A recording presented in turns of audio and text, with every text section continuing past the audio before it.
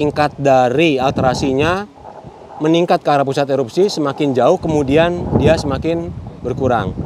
Dari pusat erupsi yang mineral-mineral tadi muncul yang itu muncul. Tapi sayangnya ini tidak bisa terikut dengan baik di dalam lapangan Jatibarang. Karena Mas tahu kan, sampelnya secuil kan. Nah itu kita jadi susah, secara konseptual kita harusnya mendapatkan itu. Tapi begitu saya tanya, ada nggak core-nya? Nggak ada, sebagian besar malah nggak ada memang gitu ya.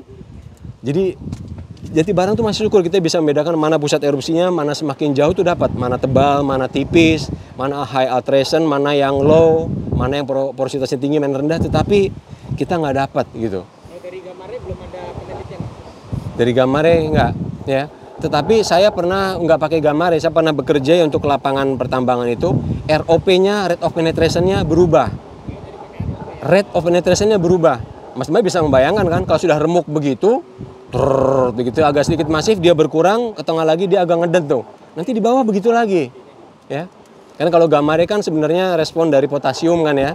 Potasiumnya gimana nih, tinggi nggak? Saya ngeduganya kalau seksennya sama begini sih nggak signifikan gitu. Nggak signifikan saya ngeduganya. Tapi rate of penetration kebaca. Dari density juga mungkin? Density, benar. Density kebaca. Iya. Di seismik tidak, tapi saya pernah juga pakai geolistrik. Geolistrik kebaca dia. Jadi begitu kita punya lava yang cukup tebal di lapangannya Adaro itu, dia berubah tuh.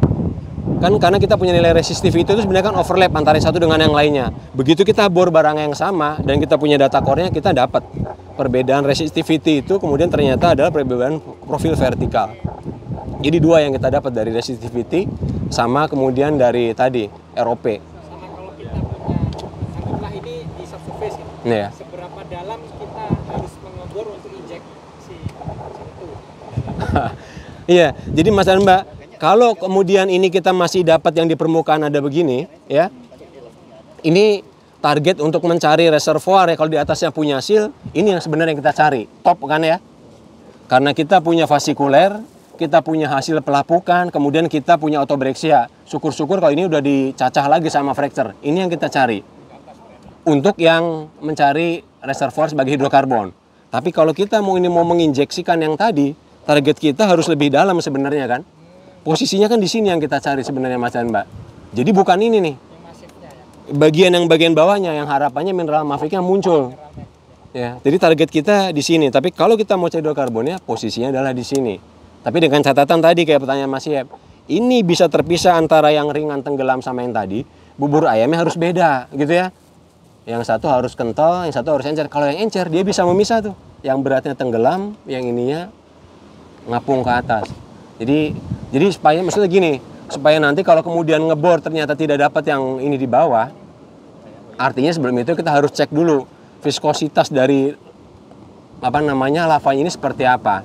Ya. Jadi hal-hal dasar itu viskositas, vasikular itu bisa dipakai kemudian untuk menjustifikasi kita perlu masuk lagi nggak depthnya lebih dalam supaya mendapatkan olivin atau Fe, Mg dan lain-lain itu pada level yang lebih dalam. Sampai ke biotin Mas? Olivin piroksin aja? Kita targetnya olivin piroksin yang FMG-nya lebih tinggi. Oh iya.